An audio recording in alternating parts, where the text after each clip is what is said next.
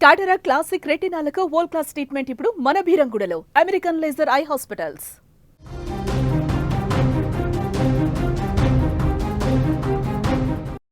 ఎవడిని నమ్మేటట్టుంది చెప్పండి? ఏ స్నేహితుడిని నమ్మేటట్టున్న ఈ రోజులు? రోజు రోజు రోజు అరే నా ఫ్రెండ్ కోసం నేను ప్రాణమిస్తాను, నా ఫ్రెండ్ కోసం నేను ప్రాణమిస్తా అంటే అదే ఫ్రెండ్ నీ ప్రాణం తీస్తే? నేను తల్లిదండ్రులందరినీ అడుగుతున్నాను, అట్లాగే ఫ్రెండ్స్ కోసం జీవితాన్ని నాశనం చేసుకునేందుకు కూడా సిద్ధమయ్యే మూర్ఖమైన స్నేహితులను కూడా అడుగుతున్నాను ఈ ప్రశ్న. ఎవడిని నమ్మేటట్టుంది లోకంలో? చాలాసార్లు మన పేరెంట్స్ చెప్తుంటారు స్నేహితులతో జాగ్రత్త, గాలి తిరుగుడు తిరగొద్దు, జులాయిలతో తిరగొద్దు అని. ఇంకో మాట కూడా పదే పదే చెప్తుంటారు, తాగొద్దు అని. అమ్మా నాన్న చాలా స్పష్టంగా ఇంట్లోంచి బయటికి వెళ్ళేటప్పుడు జాగ్రత్త బిడ్డ, ఆంతో ఇంతో తిరగకు, తాగకు అని చెప్తుంటే చాలా లైట్గా తీసుకొని వెళ్ళిపోతాం. అటువంటి ఫ్రెండ్స్ నిన్ను టార్గెట్ చేసి లేపేస్తే, ఇంకా చెప్పాలంటే చంపేస్తే ఏం చేస్తావు? చంపేస్తే అటువంటి ఫ్రెండే నిన్ను తీసుకొచ్చి హత్య చేస్తే ఏం చేస్తావు? పీకల దాకా తాగిన తర్వాత, చిన్న విషయంలో ఘర్షణ జరిగిన తర్వాత వాడు కత్తి తీసి పొడి చేస్తే ఏం చేస్తావు? తాగిన మద్యం బాటిల్ని పగలగొట్టి నీ తలపైన అదే బాటిల్తో కడుపులో పొడిస్తే ఏం చేస్తావు? స్నేహం అంటే ఏంటి? ఒకరి కోసం ఒకరు త్యాగం చేసుకునేవాళ్ళు. అటువంటి స్నేహితుడు నీ స్నేహితుడు హర్ట్ కాకుండా కాపాడతాడు. పనికిరాని గాలి తిరుగుళ్ళు, జులాయి తిరుగుళ్ళు తిరిగితే ఇవాళ కోకాపేటలో జరిగింది రేపు మీ లైఫ్లో కూడా జరుగుతుంది. ఇది చెప్పాలనే, ఇది ఖచ్చితంగా చూడండి. రోజు కలిసి తిరిగే స్నేహితుల చేతుల్లో ఓ యువకుడు దారుణ హత్యకు గురయ్యాడు. అప్పటి వరకు కలిసి మందు కొట్టారు, కత్తితో పొడిచి ఆ తర్వాత ఆ మందు పార్టీలో వచ్చిన గొడవతో కత్తితో పొడి చేశారు. ఇద్దరు ఒక్కటై మూడో ఫ్రెండ్ని, మొత్తం ముగ్గురు ఫ్రెండ్స్ ఇక్కడ, ఇద్దరు ఫ్రెండ్స్ ఒక్కటై మూడో ఫ్రెండ్ని అత్యంత కిరాతకంగా చంపేశారు. హైదరాబాద్ కోకాపేటలో జరిగిన ఈ హత్య మొత్తం నగరవాసుల్ని, స్థానికుల్ని ఉలిక్కి పడాలా చేస్తోంది. సోమవారం అర్ధరాత్రి అఫ్రోజ్, నవాజ్, యాదగిరి అనే ముగ్గురు ఫ్రెండ్స్ డబుల్ బెడ్రూమ్ ఇల్లు అపార్ట్మెంట్స్ ఉన్నాయి కోకాపేటలో. డబుల్ బెడ్రూమ్ అపార్ట్మెంట్స్ వద్ద మందు పార్టీ పెట్టుకున్నారు. వాళ్ళ మధ్య అంటే తాగిన తర్వాత ఆ బ్రెయిన్ ఎలా పనిచేసిందో, ఎవడి బ్రెయిన్లో ఏ ఐడియా వచ్చిందో, ఏ విషయంలో ఒకరి మీద ఒకరికి అంటే కోపం ఉందో తెలియదు. ఆ మందు పార్టీలో గొడవ వచ్చింది. గొడవ మొదలై గట్టిగా అరుచుకున్నారు, ఒకరికొకరు కొట్టుకున్నారు. ఆ తర్వాత అఫ్రోజ్, నవాజులు కలిసి, గుర్తుపెట్టుకోండి ఇక్కడ, అఫ్రోజ్, నవాజులు ఇద్దరూ కలిసి యాదగిరిని కత్తితో పొడిచి చంపేశారు. యాదగిరి అరుపులకు భయపడిన స్థానికులు పోలీసులకు 100 నెంబర్కు కాల్ చేసి పోలీసులకు సమాచారం ఇచ్చారు. నార్సింగ్ పోలీసులు వేగంగా అక్కడికి చేరుకున్నారు. కానీ అప్పటికే యాదగిరి ప్రాణం పోయింది. నిందితులని పోలీసులు అదుపులోకి తీసుకొని విచారిస్తున్నారు. ఇప్పుడు విచారిస్తే వచ్చేదేముంది?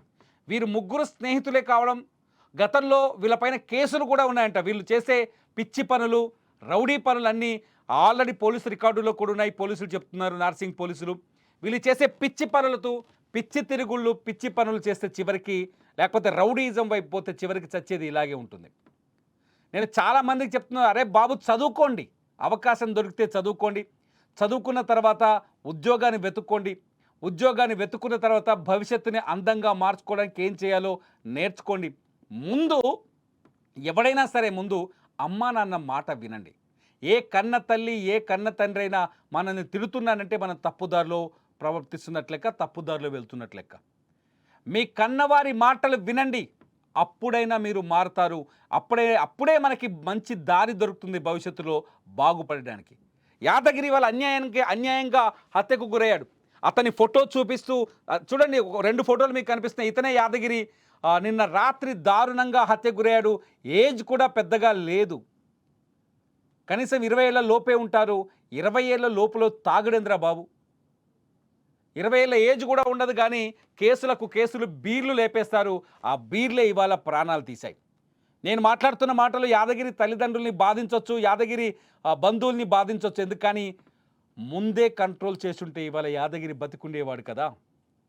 పక్కన మనం చూస్తున్నాం ఇంకో వీడియోలో, ఇంకో ఫోటోలో శవాన్ని పడేసిన తీరు. వాళ్ళు మందు దాగిన ప్లేస్ చూడండి ఎలా ఉందో. కత్తితో పొడిచి పారేయటం ఏంది? ఎక్కడికి వెళ్తున్నాం మనం? కత్తితో పొడిచి పారేయటం ఏంది? ఎక్కడికి వెళ్తున్నాం మనం? ఇటువంటి హత్యలు చూస్తుంటే భయం వేయట్లేదా? అరే మన పిల్లోడు కూడా బయటికి వెళ్తున్నా, అన్న మమ్మీ నేను క్రికెట్ ఆడడానికి వెళ్తున్నా, లేకపోతే మమ్మీ నా ఫ్రెండ్తో వెళ్తున్నా. ఎలా పంపిస్తాం పిల్లల్ని బయటికి? మనం పంపించే ధైర్యం మనకుందా? ఇటువంటి సంఘటనలు జరుగుతున్నాయి. మన పిల్లలకున్న దురలవాట్లు తెలుసుకోవాల్సిన అవసరం మన తల్లిదండ్రులకు ఉంది, తల్లిదండ్రులుగా మనందరికీ ఉంది. పిల్లలకున్న దురలవాట్లు ఏంటో తెలుసుకోండి. మద్యం దేవుడెదుగు, గంజాయి, డ్రగ్స్ దారుణంగా జరుగుతుంది. పోలీసులు ఎంత కంట్రోల్ చేసినా వీటిని ఆపడం అనేది అంత ఈజీ కాదు. పోలీసులు ఎంత కంట్రోల్ వీళ్ళు ముగ్గురు నిన్న మందు పార్టీ పెట్టుకోకపోయినట్టు ఎవరు యాదగిరి బతుకునేవాడు కదా, హాయిగా ఇంట్లో దసరా పండుగ చేసుకునేవాడు కదా. ఎందుక పనికిరాని ఫ్రెండ్స్? ఒకవేళ నీ ఫ్రెండ్ అంటే నీ కోసం ప్రాణం ఇవ్వాలి కానీ ప్రాణం తీస్తాడా? యాదగిరి మరణం నుంచి మీరు నేర్చుకుంటున్న గుణపాఠం ఏంటి? నేను అడుగుతున్నాను, ప్రేక్షకుల్ని కామెంట్ చేయండి వీడియో కింద. యాదగిరి మరణం నుంచి చాలా బాధేస్తుంది. ఎందుకంటే వాడికి కనీసం 20 ఏళ్ళు కూడా నిండలేదు. ఫ్రెండ్స్ని నమ్మిపోయి మందు తాగి అత్యంత దారుణంగా హత్యకు గురవడాన్ని నేను భరించలేకపోతున్నాను. మీరేమనుకుంటున్నారు? యాదగిరి హత్యకు కారణం ఏమై ఉంటుందనుకుంటున్నారు? యాదగిరి లాంటి అంటే జులాయి ఫ్రెండ్స్తో వెళ్తే యాదగిరి లాంటి సంఘటనలు మీకు ఎప్పుడైనా ఎక్స్పీరియన్స్ అయ్యాయా? ఇటువంటి వాళ్ళు బాధ్యతగా మారాలంటే ఏం చేయాలి? మీరేమనుకుంటున్నారు? ఈ వీడియో కింద కామెంట్ చేయండి. లైవ్ అప్డేట్స్ కోసం చూస్తూనే ఉండండి సుమన్ టీవీ డిజిటల్ లైవ్, అట్లాగే సుమన్ టీవీ లైవ్.